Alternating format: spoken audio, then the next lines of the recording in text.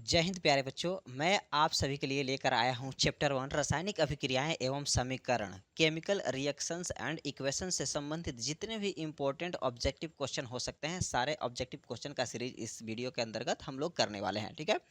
और साथ ही मैं आपको बता देना चाहता हूं कि क्लास 10th के टोटल सब्जेक्ट, होल सब्जेक्ट, ठीक है ना, यानी कि सारे सब्जेक्ट का जो भी इंपॉर्टेंट ऑब्जेक्टिव क्वेश्चन होगा और साथ में सब्जेक्टिव क्वेश्चन होगा, सारे क्वेश्चन का मैं सीरीज इस चैनल पे आपके लिए लेके आने वाला हूं। ठीक है ना। तो ज़्यादा से ज़्यादा मात्रा में इस वीडियो को आप लोग अपने दोस्तों के पास शेयर कर सकते हैं। ठीक है। चलिए तो शुरुआत करते हैं यहाँ पे क्वेश्चन नंबर 1 से, जो आपके सामने यहाँ पे दिख रहा है। देखिएगा, ये है क्वेश्चन नंबर 1। बोल रहा है कि हाँ, बोल रहा है कि लोहा को जिंक से लेपित करने की क्रिया को क्या कहते हैं। लोहा को जिंक से लेपित करने की क्रिया को क्या कहते हैं। तो बाबू आपको बता देते हैं कि इसको गैल्वेनीकरण कहते हैं। क्या? गैल्वेनीकरण कहते हैं। जब लोहे को जिंक से लेपित किया जाता है तो उसे गैल्वेनीकरण कहा जाता है। ठीक। अब क्वेश्चन नंबर 2 देखिए। क्वेश्चन नंबर 2, क्वेश्चन नंबर 2 ये रहा सामने। हाँ, बोल रहा है कि दूध से दही बनना कैसा परिवर्तन है। दूध से दही बनना कैसा परिवर्तन है। तो दूध से दही का बनना रासायनिक परिवर्तन है। कौन सा परिवर्तन? रासायनिक परिवर्तन है। जब दूध से दही बनता है तो रासायनिक परिवर्तन होता है। और आपको बता दें कि दूध से दही बनाने के लिए लैक्टोबैसिलस एसिड की जरूरत पड़ती है। ठीक है ना, जिसमें होता है लैक्टिक अम्ल। लैक्टिक अम्ल जानते हैं ना, लैक्टिक अम्ल की आवश्यकता पड़ती है, जिसमें लैक्टोबैसिलस नाम के जीवाणु होते हैं। कौन से? लैक्टोबैसिलस नाम के जीवाणु होते हैं। ठीक है। आइए क्वेश्चन नंबर 3 देखते हैं। क्वेश्चन नंबर 3 यहाँ पे है कि चिप्स की थैली में कौन सी गैस भरी होती है। चिप्स की थैली में कौन सी गैस भरी होती है। तो बता दे रहे हैं कि चिप्स की थैली में नाइट्रोजन गैस भरा होता है। कौन सा गैस बाबू? नाइट्रोजन गैस भरा होता है, जिससे कि चिप्स के थैली में जो मैंने चिप्स रखा हुआ है वो जल्दी से खराब न हो। ठीक है ना। यानी कि किसी भी खाद्य पदार्थ को पैक करने से पहले उसमें नाइट्रोजन गैस भर दिया जाता है, जिससे खाद्य पदार्थ लंबे समय तक टिकाऊ हो जाता है। ठीक। अब आइए क्वेश्चन नंबर 3 हो गया। क्वेश्चन नंबर 4 की तरफ बढ़ते हैं। यहाँ पे क्वेश्चन नंबर 4 है कि संगमरमर का रासायनिक सूत्र क्या है। तो संगमरमर का रासायनिक सूत्र होता है calcium carbonate, CaCO3। CaCO3 calcium carbonate होता है संगमरमर का रासायनिक सूत्र। चलिए, ये हो गया। क्वेश्चन नंबर 5 की तरफ बढ़े। क्वेश्चन नंबर 5 देखिएगा, बोल रहा है कि तनु हाइड्रोक्लोरिक अम्ल तथा जस्ता की अभिक्रिया के फलस्वरूप कौन सा गैस बनता है। देखिए, जस्ता और तनु हाइड्रोक्लोरिक अम्ल का अभिक्रिया करवाया जाता है तो उसमें से हाइड्रोजन गैस निकलता है। कौन सा? हाइड्रोजन गैस बनता है। ठीक है ना। जस्ता और तनु हाइड्रोक्लोरिक अम्ल का अभिक्रिया करवाया जाता है तो हाइड्रोजन गैस उत्सर्जित होता है। चलिए क्वेश्चन नंबर 6 की तरफ बढ़े। क्वेश्चन नंबर 6 यहाँ पे देखिए, बोल रहा है कि सिल्वर क्लोराइड का रंग कैसा होता है। सिल्वर क्लोराइड का रंग कैसा होता है। तो सिल्वर क्लोराइड जो होता है एकदम सफेद होता है। कैसा होता है बाबू? सफेद होता है। सिल्वर क्लोराइड सफेद रंग का होता है। कैसा? सिल्वर क्लोराइड सफेद रंग का होता है। ठीक है। अब आइए क्वेश्चन नंबर 7 की तरफ। ठीक है। और आपको बता देना चाहते हैं कि इस वीडियो को आप लोग वॉच लेटर में सेव कर लीजिए, ताकि बार बार इस वीडियो को आप देख सकते हैं और देख देख के ही आपको सारी चीज याद आ जाए। ठीक है। तो चलिए क्वेश्चन नंबर 7 की तरफ बढ़ते हैं। क्वेश्चन नंबर 7 यहाँ पे है, बोल रहा है कि जल में हाइड्रोजन तथा ऑक्सीजन की परमाणुओं की संख्या का अनुपात क्या होता है। तो आपको पता है कि जल का सूत्र होता है H2O। ठीक है। बोल रहा है कि जल में हाइड्रोजन तथा ऑक्सीजन के परमाणु संख्याओं का अनुपात क्या होता है। तो यहाँ पे देखिए, हाइड्रोजन है 2 और ऑक्सीजन है 1, तो 2:1। ऑप्शन नंबर बी हो जाएगा। ऑप्शन नंबर बी हो जाएगा, 2:1। यानी कि जल में हाइड्रोजन तथा ऑक्सीजन के परमाणु संख्याओं का अनुपात होता है 2:1, 2:1। चलिए क्वेश्चन नंबर 8। अब आइए देखते हैं क्वेश्चन नंबर 8। चलिए देखा जाए, ये रहा सामने। बोल रहा है अम्ल और क्षार के बीच अभिक्रिया होने पर लवण एवं जल बनते हैं, यह अभिक्रिया कहलाती है। तो देखिए अम्ल और क्षार के बीच जब अभिक्रिया कराया जाता है तो जल और लवण प्राप्त हो जाए तो उसे उदासीनीकरण अभिक्रिया कहते हैं। कौन सी अभिक्रिया? उदासीनीकरण अभिक्रिया कहा जाता है। तो यहाँ पर ऑप्शन नंबर सी है उदासीनीकरण अभिक्रिया, ठीक है ना। जल और क्या बोल रहे हैं, अम्ल और क्षार के बीच अभिक्रिया होने पर लवण एवं जल बनते हैं तो उसे उदासीनीकरण अभिक्रिया कहते हैं। Option number C. अब आते हैं क्वेश्चन नंबर 9 की तरफ। क्वेश्चन नंबर 9 ये रहा, देखिएगा। हाँ, बोल रहा है कि चांदी के संक्षारण के फलस्वरूप उस पर किस रंग की परत बनती है। चांदी के संक्षारण के फलस्वरूप उस पर किस रंग की परत बनती है। तो देखिएगा आमतौर पे होता क्या है कि जब घर में औरत लोग पायल पहनती है तो पायल कुछ दिन बाद काला हो जाता है, ठीक है ना। यानी कि उसका वो संक्षारित होता है, तो संक्षारित होने से वो काला हो जाता है। तो यहाँ पे ऑप्शन है सी काला, ठीक है ना। ये वो है काला, जो यहाँ पे थोड़ा सा काली लिख दिया गया है, ठीक है ना। तो बोलेंगे कि चांदी के संक्षारण के फलस्वरूप उस पर किस रंग की परत बनती है, तो काले रंग के परत बनते हैं। कौन से? काले रंग के परत बनते हैं। चलिए क्वेश्चन नंबर 10 की तरफ बढ़ते हैं। क्वेश्चन नंबर 10 ये रहा सामने। हाँ, बोल रहा है रासायनिक अभिक्रिया में भाग लेने वाले पदार्थ को कहा जाता है। देखिए रासायनिक अभिक्रिया में भाग लेने वाले पदार्थ को अभिकारक कहा जाता है। ऑप्शन क्या है? बोला है कि रासायनिक अभिक्रिया में भाग लेने वाले पदार्थ को कहा जाता है, तो रासायनिक अभिक्रिया में भाग लेने वाले पदार्थ को अभिकारक कहा जाता है। ऑप्शन नंबर ए अभिकारक, ठीक। आइए देखा जाए क्वेश्चन नंबर नेक्स्ट। हाँ, ये है क्वेश्चन नेक्स्ट 11 नंबर, ये रहा। हाँ, चलिए बोल रहा है कि मैग्नीशियम रिबन के दहन होने पर, मैग्नीशियम रिबन के दहन होने पर किस प्रकृति का लौ उत्सर्जित होता है। तो मैग्नीशियम रिबन का दहन होने पर श्वेत रंग का चमकदार लौ उत्सर्जित होता है। कैसा? श्वेत रंग का चमकदार लौ उत्सर्जित होता है। तो देखा जाए ऑप्शन कहाँ है, बैगनी, लाल चमकदार, श्वेत चमकदार। हाँ, तो ये हो जाएगा ऑप्शन नंबर सी, श्वेत रंग का चमकदार लौ उत्सर्जित होता है। किसमें? मैग्नीशियम रिबन के दहन होने पर किस प्रकृति का लौ उत्सर्जित होता है, तो ऑप्शन नंबर सी, श्वेत चमकदार प्रकाश। चलिए next question, question number 12। Question number 12 यहाँ पे देखिए, ये रहा। बोल रहा है क्वेश्चन नंबर 12 कि अवक्षेपण अभिक्रिया से किस प्रकार का लवण प्राप्त होता है। तो देखिएगा अवक्षेपण अभिक्रिया से अविलेय लवण प्राप्त होता है। कैसा? अविलेय लवण प्राप्त होता है। देखिएगा जब रासायनिक अभिक्रिया होती है तो उनमें से सफेद रंग का एक अविलेय पदार्थ प्राप्त होता है, उसको अवक्षेपण कहते हैं। अगर पूछ दे एग्जाम में कि अवक्षेपण किसे कहते हैं, तो बोलिएगा कि रासायनिक अभिक्रिया के दौरान एक सफेद रंग का अविलेय पदार्थ प्राप्त होता है, उसे अवक्षेपण कहते हैं, ठीक है ना। तो यहाँ पे क्या बोला है, कह रहा है कि अवक्षेपण अभिक्रिया से किस प्रकार का लवण प्राप्त होता है, तो अविलेय लवण प्राप्त होता है, सफेद रंग का अविलेय लवण प्राप्त होता है। चलिए क्वेश्चन नंबर 13। क्वेश्चन नंबर 13 यहाँ पे देखिए सामने है। बोल रहा है कि नम वायु की उपस्थिति में लोहे की बनी वस्तुओं पर जंग लग जाता है, इस क्रिया को कहते हैं। तो देखिए नम वायु की उपस्थिति में जब लोहा रखा जाता है तो उस पर जंग लग जाता है, यानी कि वो संक्षारित होने लगता है, तो उस अभिक्रिया को संक्षारण कहते हैं। उस अभिक्रिया को संक्षारण कहते हैं। Option number A. कौन सा? देखिएगा ऑप्शन नंबर ए है संक्षारण कहते हैं। लोहे पर जंग लगने की क्रिया को संक्षारण कहा जाता है। चलिए क्वेश्चन नंबर 14। क्वेश्चन नंबर 14 यहाँ पे सामने आपके देखिएगा। हाँ, कह रहा है कि वे अभिक्रियाएं जिनके घटित होने में ऊर्जा अवशोषित होती हैं कहलाती है। वे अभिक्रियाएं जिनके घटित होने में ऊर्जा का अवशोषण होता है वो कहलाती है। तो ऊर्जा का अवशोषण हो रहा है यानी कि ऊष्मा शोषी अभिक्रिया कहलाएगी। कौन सा अभिक्रिया बाबू? जिस रासायनिक अभिक्रिया में ऊष्मा का अवशोषण होता है, यानी कि वैसी रासायनिक अभिक्रिया जो ऊष्मा के उपस्थिति में घटित होती है उसे कहते हैं ऊष्मा शोषी अभिक्रिया। Option number B. चलिए अब देखा जाए next question, question number 15। Question number 15 ये रहा। हाँ, बोल रहा है कि कली चूना पर जब जल डाला जाता है तब किस प्रकार की अभिक्रिया होती है? तो देखिएगा, कली चूना पे जब जल डाला जाता है तो तेज भाप निकलता है, बहुत ही भाप निकलता है बुलबुला के साथ, ठीक है ना?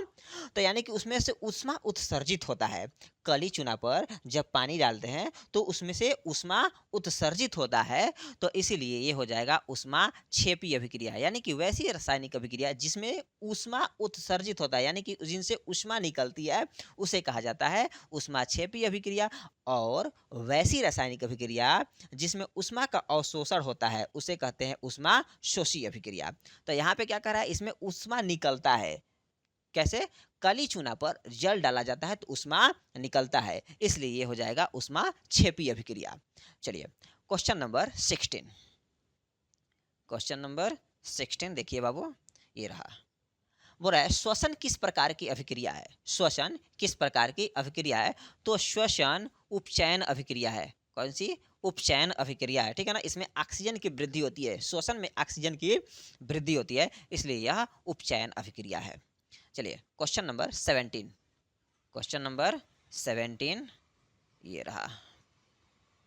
क्वेश्चन नंबर 17 बोल रहा है कि एक भूरे रंग का चमकदार तत्व ए को वायु की उपस्थिति में गर्म करने पर वह काले रंग का हो जाता है, तो तत्व ए का नाम बताइए। देखिएगा, एक तत्व है जिसे वायु की उपस्थिति में गर्म किया जा रहा है, तो वो हो जा रहा है यहाँ पे उसका काला रंग। कैसा हो जा रहा है बाबू? काला रंग हो जा रहा है। तो कॉपर को गर्म किया जाता है। किसको? कॉपर को गर्म किया जाता है वायु की उपस्थिति में, तो वह काला हो जाता है। तो वह तत्व है बाबू का copper. Option number C copper है, ठीक है ना?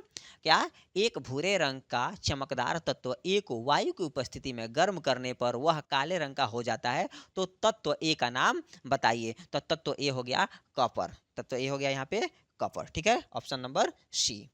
अब देखते हैं क्वेश्चन नंबर 18। क्वेश्चन नंबर 18 ये रहा। बोल रहा है कि रासायनिक समीकरण में जलीय विलयन को किस प्रतीक द्वारा दर्शाया जाता है? तो रासायनिक समीकरण में जलीय विलयन को एक्वस कहा जाता है। एक्वस, ठीक है ना? तो उसे AQ द्वारा दर्शाया जाता है। Option number C aqueous. Option number C यहाँ पे क्या बोल रहा है? रासायनिक समीकरण में जलीय विलयन को किस प्रतीक द्वारा दर्शाया जाता है? तो उसे एक्वस AQ द्वारा दर्शाया जाता है। चलिए क्वेश्चन नंबर नेक्स्ट 19 नंबर देखते हैं। 19 नंबर क्वेश्चन आइए देखा आ जाए, ये रहा। हाँ, बोल रहा है कि रासायनिक अभिक्रिया के दौरान किसी पदार्थ में ऑक्सीजन का योग कहलाता है। देखिएगा, रासायनिक अभिक्रिया में जब ऑक्सीजन का योग होता है तो उसे कहते हैं उपचयन। क्या कहते हैं? उपचयन अभिक्रिया कहते हैं। उपचयन अभिक्रिया, ठीक है ना? रासायनिक अभिक्रिया में जब ऑक्सीजन का योग होता है तो उसे उपचयन अभिक्रिया कहते हैं। जैसे अभी इसके पहले श्वसन वाला क्वेश्चन देखे थे कि श्वसन कैसा अभिक्रिया है, तो श्वसन एक उपचयन अभिक्रिया है, क्योंकि श्वसन में ऑक्सीजन की वृद्धि होती है, ठीक है ना? तो वैसी रासायनिक अभिक्रिया जिसमें ऑक्सीजन की वृद्धि होती है उसे उपचयन अभिक्रिया कहते हैं, ठीक है? तो इसलिए रासायनिक अभिक्रिया के दौरान किसी पदार्थ में ऑक्सीजन का योग कहलाता है उपचयन। ऑप्शन नंबर ऑप्शन यहाँ पे बी हो जाएगा, ठीक है? अब आते हैं क्वेश्चन नंबर 20। नेक्स्ट क्वेश्चन 20 देखिएगा। बोल रहा है कि अभिक्रिया जिसमें आयनों का आदान प्रदान होता है कहलाती है। अभिक्रिया जिसमें आयनों का आदान प्रदान होता है कहलाती है। तो देखिए, वैसी रासायनिक अभिक्रिया जिसमें आयनों का आदान प्रदान होता है द्विविस्थापन अभिक्रिया कहलाती है। कौन सा? द्विविस्थापन अभिक्रिया कहलाती है, ठीक है ना? ऑप्शन नंबर बी, ठीक है? वैसी रासायनिक अभिक्रिया जिसमें आयनों का आदान प्रदान होता है उसे द्विविस्थापन अभिक्रिया कहते हैं, ठीक? अब आइए क्वेश्चन नंबर 21 ये रहा। देखिएगा, बोल रहा है कि कॉपर ऑक्साइड प्लस हाइड्रोजन का अभिक्रिया यहाँ पे हो रहा है, तो कॉपर प्लस जल का निर्माण हो रहा है, तो किस प्रकार की अभिक्रिया है? तो यहाँ पे देख रहे हैं कि ये जो हाइड्रोजन और ऑक्सीजन का मेल हो जा रहा है और कॉपर विस्थापित हो जा रहा है। कॉपर क्या हो रहा है बाबू? विस्थापित हो जा रहा है, ठीक है ना? और साथ में एक चीज़ और देखा जा रहा है कि यहाँ पे बाबू हाइड्रोजन जुड़ रहा है। तो अगर रासायनिक अभिक्रिया में ऑक्सीजन जुड़ता है तो उपचयन कहलाता है, और यहाँ पे हाइड्रोजन जुड़ रहा है तो हाइड्रोजन जुड़ने को कहा जाता है अपचयन, ठीक है ना? तो वैसी रासायनिक अभिक्रिया जिसमें हाइड्रोजन का योग होता है अपचयन कहलाता है। तो ऑप्शन नंबर ये होगा ऑप्शन बी, ठीक है ना। यहाँ पे हाइड्रोजन का योग हो रहा है किसके साथ, ऑक्सीजन के साथ हो रहा है, तो इसलिए ये हो जाएगा अपचयन। अब आते हैं क्वेश्चन नंबर 22। क्वेश्चन 22 आइए देखा जाए। बोल रहा है कि फेरस सल्फेट क्रिस्टल का रंग होता है, फेरस सल्फेट क्रिस्टल का रंग होता है, तो देखिएगा फेरस सल्फेट क्रिस्टल जो होता है वो हरे रंग का होता है। किस रंग का बाबू, हरे रंग का होता है। तो ऑप्शन नंबर यहाँ पे बी हो जाएगा, ऑप्शन बी, फेरस सल्फेट का रंग हरा होता है। चलिए अब देखते हैं क्वेश्चन 23। 23 ये रहा 23। बोल रहा है इलेक्ट्रॉन के स्थानांतरण से बने यौगिक कहलाते हैं। वैसा यौगिक जिसमें इलेक्ट्रॉन का स्थानांतरण होता है उसे वैद्युत संयोजी यौगिक कहते हैं। कौन सा, वैद्युत संयोजी यौगिक कहते हैं, वैद्युत संयोजी यौगिक, ठीक है ना। वैसा यौगिक जो इलेक्ट्रॉनों के स्थानांतरण से बनते हैं उन्हें वैद्युत संयोजी यौगिक कहते हैं। अब आइए क्वेश्चन नंबर 24।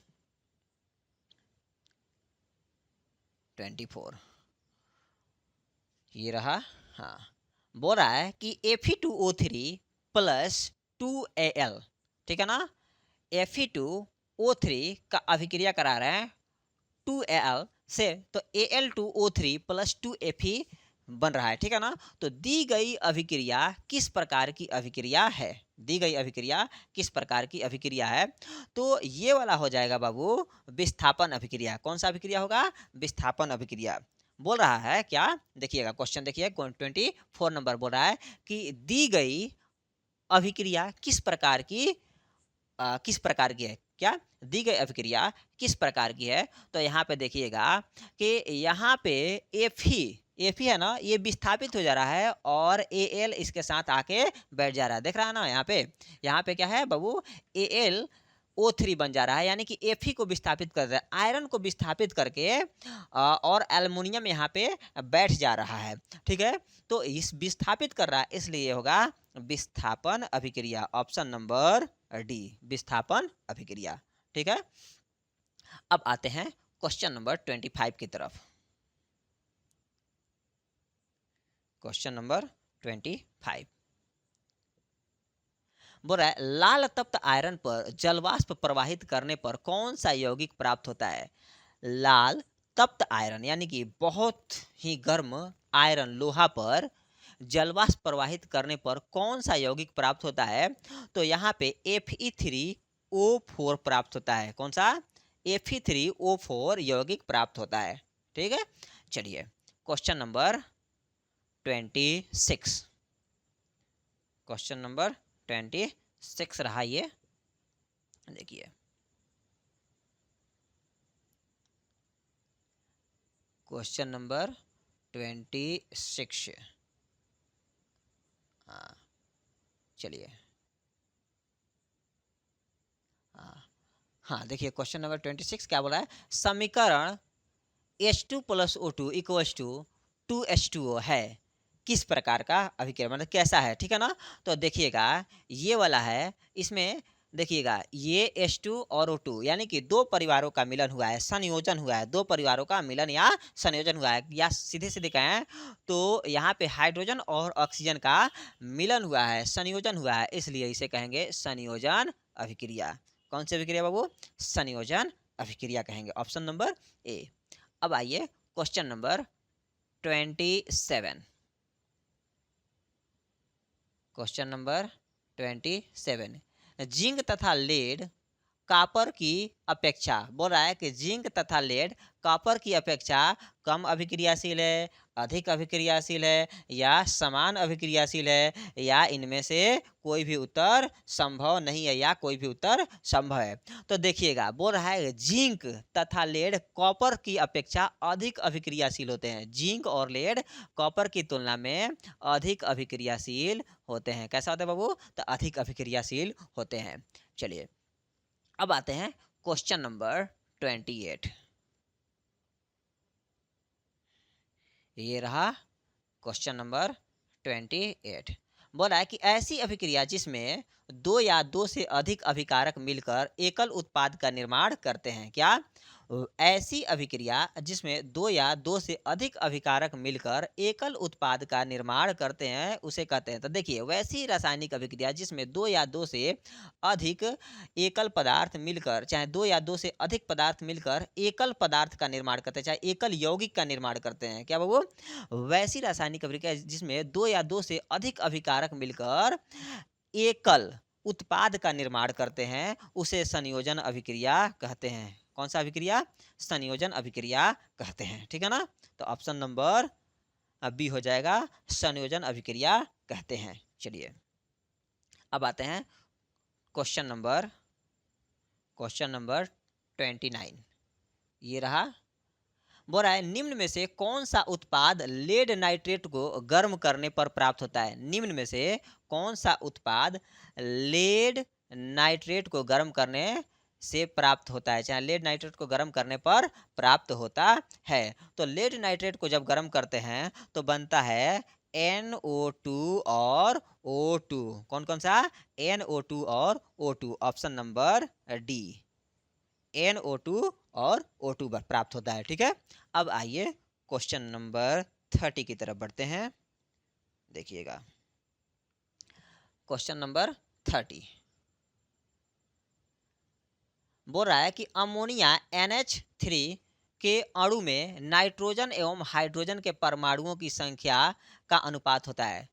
नाइट्रोजन और हाइड्रोजन के परमाणुओं की संख्या का अनुपात होता है। तो देखिएगा यहाँ पे है NH3, ठीक है ना? तो एगो नाइट्रोजन है और 3 गो हाइड्रोजन है, तो ऑप्शन नंबर सी हो जाएगा NH3। ऑप्शन नंबर सी NH3 हो जाएगा। ठीक है ना?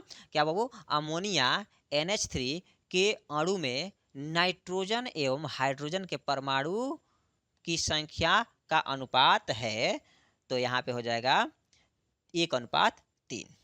आइए नेक्स्ट क्वेश्चन देखा जाए। क्वेश्चन नंबर 31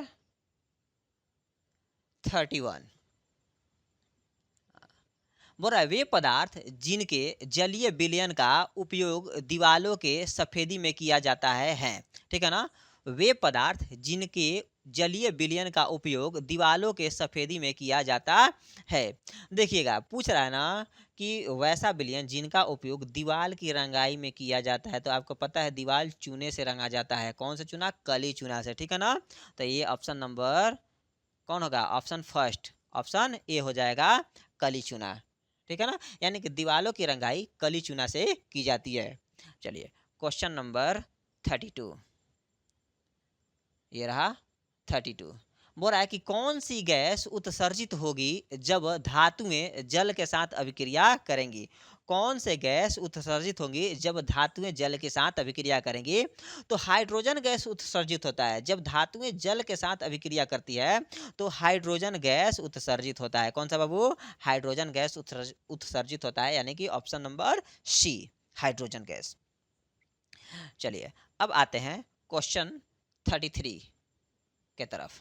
ये रहा 33। बोल रहा है कि हरी सब्जियों को विघटित होकर कंपोस्ट बनना किस अभिक्रिया का उदाहरण है? तो देखिएगा हरी सब्जियों का विघटित होकर कंपोस्ट बनना एक होता है उष्मा क्षेपी अभिक्रिया। कौन सा? उष्मा क्षेपी अभिक्रिया का उदाहरण है। ठीक है ना? उष्मा क्षेपी। चलिए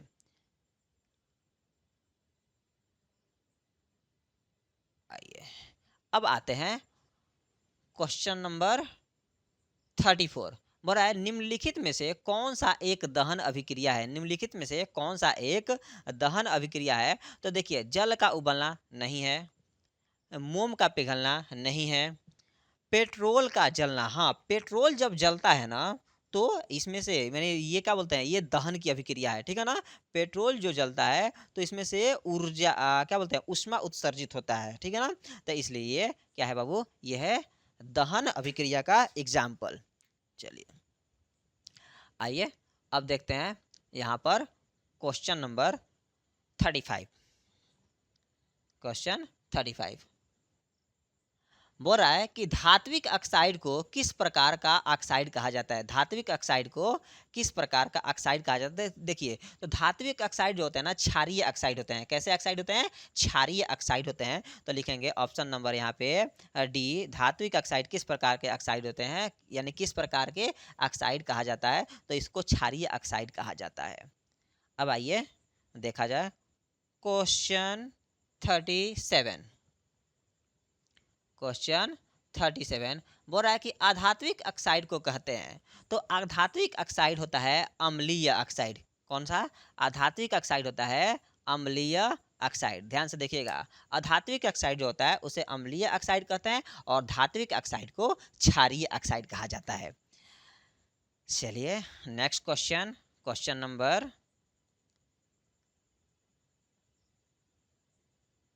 क्वेश्चन 38 बोल रहा है कि लौह चूर्ण पर तनु हाइड्रोक्लोरिक अम्ल डालने से क्या होता है। लौह चूर्ण पर तनु हाइड्रोक्लोरिक अम्ल डालने पर क्या होता है। तो देखिएगा, लौह चूर्ण पर जब तनु हाइड्रोक्लोरिक अम्ल डाला जाता है तो हाइड्रोजन गैस एवं आयरन क्लोराइड बनता है। क्या? हाइड्रोजन गैस और आयरन क्लोराइड बनता है। ऑप्शन ए, ठीक है ना। और लौह चूर्ण पर तनु हाइड्रोक्लोरिक अम्ल डालने से हाइड्रोजन गैस एवं आयरन क्लोराइड का निर्माण होता है, यानी कि आयरन क्लोराइड बनता है। चलिए क्वेश्चन नंबर देखते हैं 39। ये रहा क्वेश्चन 39। कहाँ है? हाँ देखिएगा, क्वेश्चन 39। क्वेश्चन 39 है कि H2 plus Cl2 equals to 2HCl है, किस प्रकार का समीकरण है। तो देखिएगा, यहाँ पे H2 और Cl2 का संयोग हो रहा है, ये आपस में जुड़ रहे हैं, तो यहाँ पे 2HCl का निर्माण हो रहा है। तो इसमें संयोग हो रहा है, यानी कि ये आपस में जुड़ रहे हैं, तो इसलिए यह एक संयोजन अभिक्रिया है। कैसा अभिक्रिया है? तो यह एक संयोजन अभिक्रिया है जिसमें दो पदार्थ आपस में जुड़कर और एक नए यौगिक का निर्माण करते हैं, तो उसे संयोजन अभिक्रिया कहते हैं। हाँ, तो ये रहा आज का इम्पोर्टेंट क्वेश्चन। तो नेक्स्ट वीडियो के लिए आप लोग इंतज़ार कीजिए, मैं बहुत ही जल्दी आप लोग के लिए बहुत ही शानदार वीडियो लेकर आने वाला हूं, जो आपके एग्ज़ाम के दृष्टिकोण से बहुत ही मस्त होगा। और रिवीजन के लिए तो मत पूछिए, आप यहाँ पे बैठ के आराम से रिवाइज कर सकते हैं। ठीक है, तब तक के लिए धन्यवाद।